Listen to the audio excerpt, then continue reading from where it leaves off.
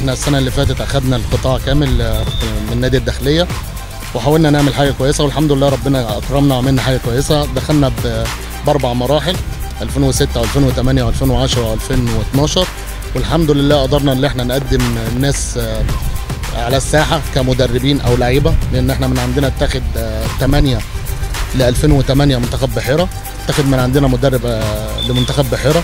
الحمد لله احنا بنشتغل اللي احنا السنه الجايه اللي احنا داخلين عليها دي تكون احسن من السنه اللي فاتت، وان شاء الله القادم لازم يكون احسن، لان احنا دعمنا السنه دي برضو باسماء كبيره، منها الكابتن ابراهيم الجندي، قيمه وقامه وراجل ليه تاريخ في المجال الرياضي. دعمنا بالكابتن حسام الصباغ، كابتن محمد سرحان، كابتن محمد حسين، معنا الاستاذ طارق، معنا رئيس مجلس اداره راجل محترم الكابتن فتحي عبد الرحمن، ساعدنا في كل حاجه وواقف جنبنا في كل حاجه. وان شاء الله احنا ناويين السنه دي اللي احنا برضو نكتر من الاعداد بتاعه المراحل اللي احنا هنخش فيها، فهنعمل من 2005 6 7 8 9 10 11 12، يعني السنه دي عاملين عدد مراحل كتير. والله احنا ناويين ان شاء الله ان احنا نعمل درجه رابعه السنه اللي جايه. احنا كنا هنبدا السنه دي بس في كده مشاكل ماديه يعني وكده، فقلنا من السنه اللي جايه على اساس ان احنا الفلوس اللي معانا نهتم بيها للبراعم والناشئين. كان في دلوقتي في مدينه دمنهور ما فيش غير مثلا ناديين ولا حاجه، فاحنا لا احنا زودنا العدد اللي هو ما يكون ناديين بين 3، والحمد لله احنا السنه اللي فاتت عاملين نتائج كويسه جدا. في خلال مثلا سنه اللي انت مثلا في 2010 تطلع ثالث من 8 بتنافس انديه لها اسم كبير في المجال، فدي حاجه كويسه جدا. قطاعات احنا مثلا ما فيش تصفيه للقطاعات، فاحنا 2008 هم قال لك في 4 هينزلوا، واحنا من ضمن ال4 اللي نزلوا هم 8 فرق، فاحنا بنناشد برضو المنطقه اللي احنا ليه ننزل، ما هو فيش تصفيه يبقى احنا نكمل. وان شاء الله احنا بنتكلم مع المدير الفني الكابتن محمد الخراشي، وبيتواصل مع الناس، وانا بنناشد الحاج عامر حسين الراجل المحترم، الناس المحترم اللي هو يقف جنبنا في الموضوع بتاع القطاعات ده. احنا مكاننا في ميدان الساعه جنب امن الدوله، ده المقر بتاعنا. النادي مشهر برقم 129 لسنه 1973، تمام. ساحه الحريه جنب الموقف بجوار مدرسه عمر مكرم.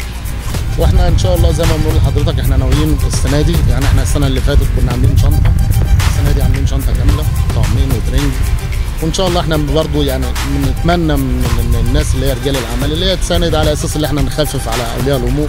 هو تليفوني 0100 6 52 90 4، ولو في اي حاجه عندنا الاداريين موجودين، الاستاذ طارق والدكتور محمد وهبه. برضه انا عايز انوه لحاجه اللي احنا عندنا دكتور في النادي مهتمين بالكلام ده، ان شاء الله جايبين ايس بوكس هنحط فيه ميه وكياس وكده على اساس ان اللعيبه بنحاول على قد ما نقدر كل الفلوس اللي بتتوفر معانا بنعمل بيها حاجه كويسه، يعني ما بناخدش لنفسنا حاجه خالص.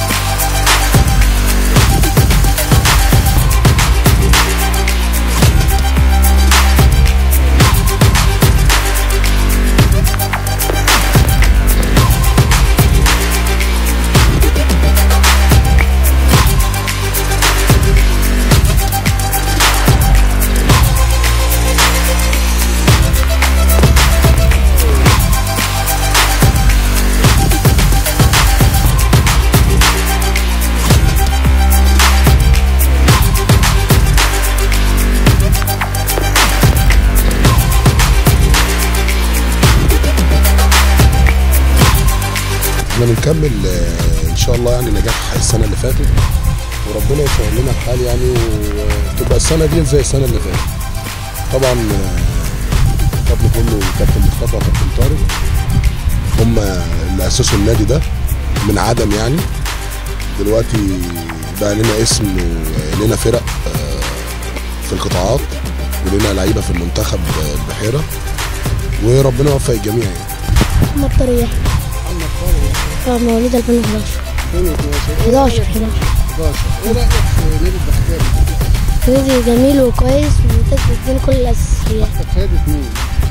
كابتن مصطفى الحمالي وكابتن محمود شاهين. كابتن محمود شاهين مدربك. طموحك ايه؟ نادي الاهلي طبعا. النادي الاهلي. الحارس المرمى اللي انت كنت ازاي؟ هما اتنين، محمد الشناوي وتيبو كورت.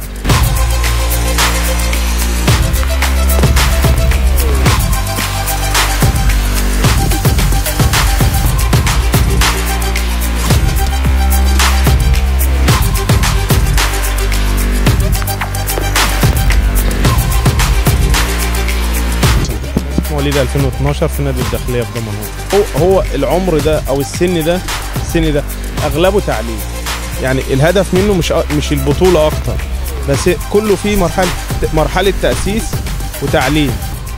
ماشي، ممكن يكون عندك هدف ان انت لازم الفوز وكده، بس الاكتر مرحله التعليم والبناء. ايوه طبعا، حسب الشغل وحسب البرنامج المحطوط من الكابتن ابراهيم الجندي والكابتن مصطفى الحمالي. احنا شغالين على البرنامج وشغالين واللاعيبه بتتقدم، وان شاء الله هتلاقي مستوى كويس في الدوري.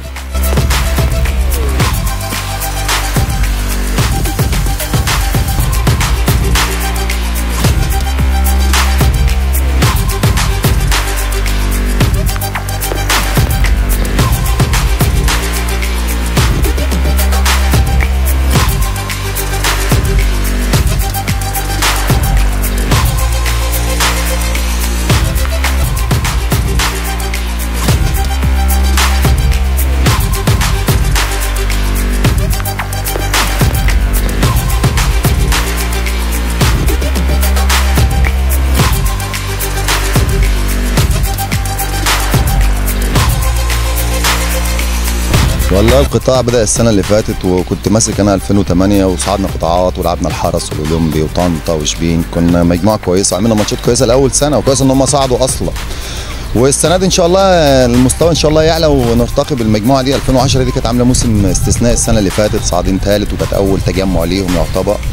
والسنه دي ان شاء الله يطمح ان هم ياخدوا دوري المنطقه ان شاء الله. وفي ناس مطلوبه في انديه كبيره ممتاز من 2010 خصوصا، وفي كلام ان في ناس هتروح من عندنا ان شاء الله. بس هم مش عاوزين يفكوا القوام بحيث يعملوا موسم كويس السنه دي، وبعد كده ان شاء الله ربنا يكرم اللعيبه الكويسه وتطلع بره ان شاء الله من النوادي اللي هتسمع في دمنهور. وهي سمعت من السنه اللي فاتت، من اول سنه زي ما قلت لك صعدت قطاعات، والسنه دي ان شاء الله في خير يعني.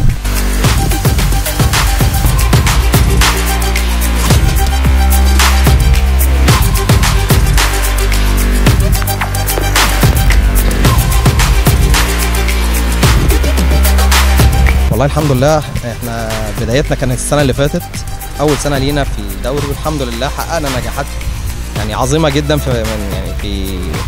يعني على مستوى البراعم عموما والناشئين، وصعدنا قطاعات في فرقه 2008 وفرقه 2010. الحمد لله حققنا مركز ثالث، اول مشاركه لينا في دوري، والحمد لله وصلنا لنتائج كويسه جدا يعني. وعندنا تاسيس كويس جدا للبراعم هنا، اللعيبه تبقى جايه يعني لسه ما عندهاش اي حاجه في اساسيات الكوره، فالحمد لله بنبدا نعلمهم اساسيات الكوره. اللعيبه بتبدا يعني تتمرن كويس، بتقدم كل اللي عندها واحنا بنساعدهم، وبيطلع منهم نتائج كويسه جدا يعني الحمد لله. اسمك ايه؟ محمد وليد عطيه. محمد وليد. ماشي، تحب تقول ايه عن نادي الداخليه بالبحيره؟ نادي كويس؟ ايوه. انا شفتك كده موهوب وبتلعب كوره حلوه مش كده؟ طموحك تروح نادي ايه؟ الاهلي. تحبي مين في النادي الاهلي؟ شيكابالا في الاهلي ولا في الزمالك؟ شيكابالا في الزمالك، بس انت بتحبه يعني عشان هو حريف وانت حريف، فانت بتحب شيكابالا. شكرا لكم، بالتوفيق ان شاء الله يا حبيبي.